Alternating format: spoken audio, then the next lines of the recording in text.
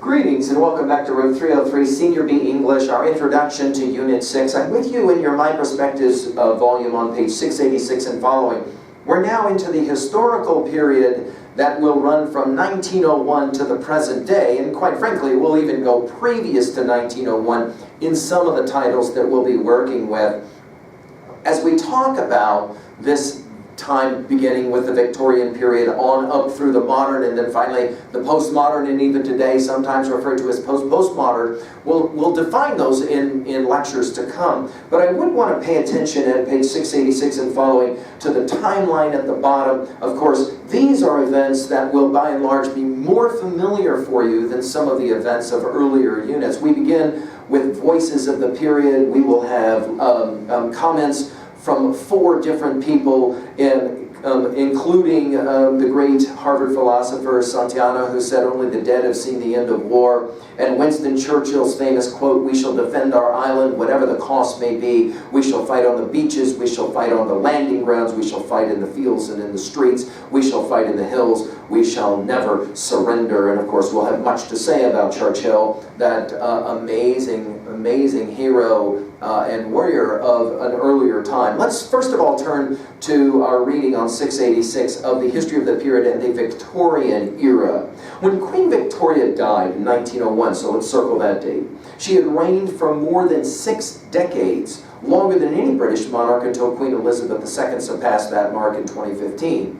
In the era that bears her name, Britain's old social and political order, which dated back to medieval times, was transformed into a modern democracy. When Victoria became queen in 1837, so write that date down, okay, 1837, Great Britain was experiencing dramatic technological advances that had begun in the previous century. We talked about that in our previous study, right, of the Industrial Revolution and the like.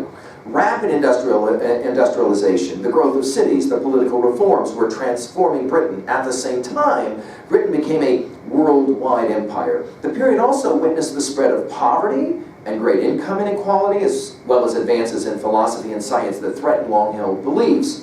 Both Karl Marx's The Communist Manifesto and Charles Darwin's On the Origin of Species were published during this period, and we've given full lectures on that elsewhere at learnstrong.net.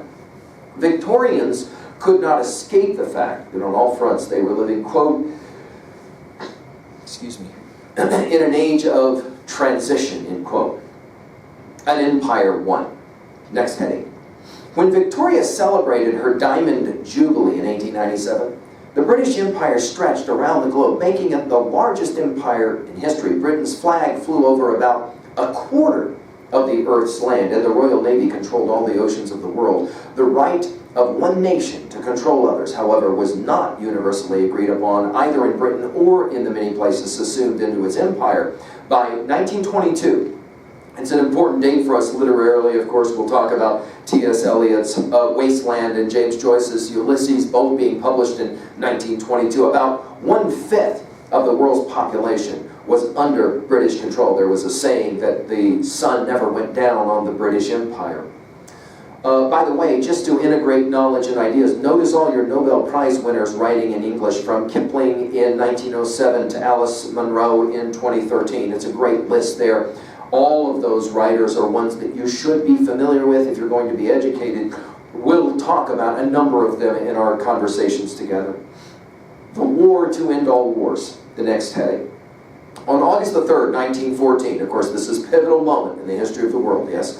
On August the 3rd, 1914, as Germany invaded Belgium, Sir Edward Grey, the British Foreign Secretary, looked over a darkening London and said, "The lamps are going out all over Europe. We shall not see them again in our lifetime," end quote. The next day, Britain declared war on Germany. Many predicted the war would be brief. It was not. Instead, it lasted 4 long years. World War I, and of course we don't call, as we will say in subsequent lectures, we don't call this war World War I. You don't call it World War I until you have a Second World War, tragically so.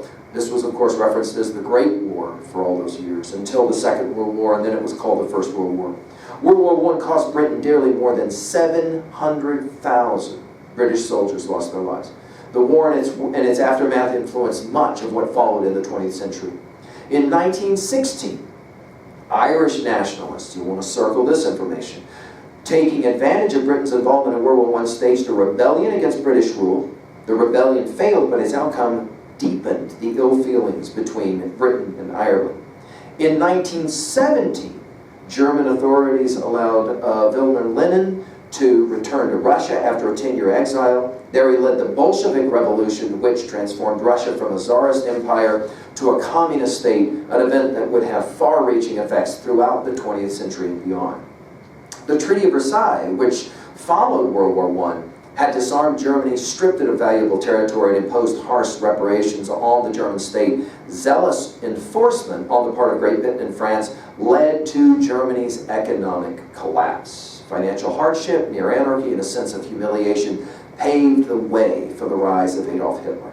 The German people, seething with resentment at their former enemies, were easily swayed by Hitler's promise to restore Germany's pride and rid it of the oppressive effects of the Treaty of Versailles.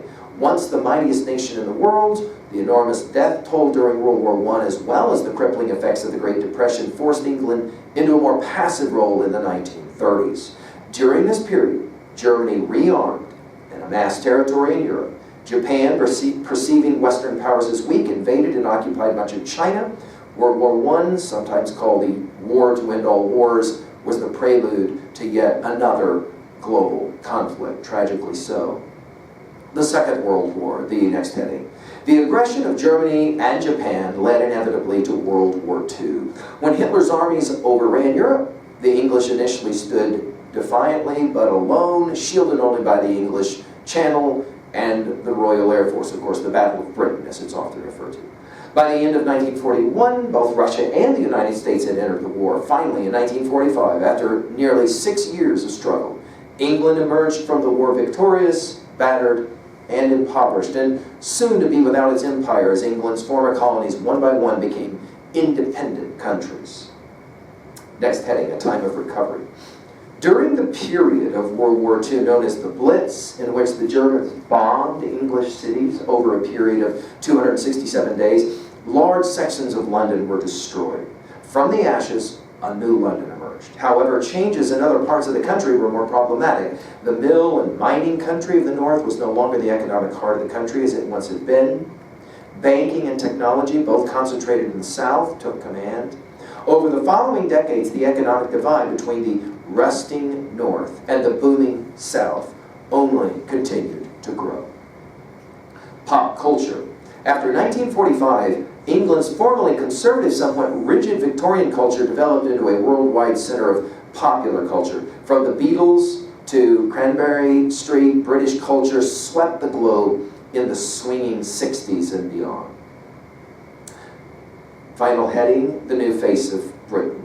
In addition to an economic divide, post-war Britain felt the effects of racial and colonial divisions. When British citizens from the former colonies began to move to England, the nation became increasingly diverse. At the same time, an increase in the proportion of British students in universities contributed to innovation and new trends in British culture. The England that celebrated the Diamond Jubilee of Queen Elizabeth II in 2012 was a different nation from the England of Victoria's Diamond Jubilee 115 years earlier. Well, let's turn now to our study of the Victorian period as well as the 20th century, what we will reference as the modern period, and then finally the postmodern period to follow, bringing us up to present day. Thank you.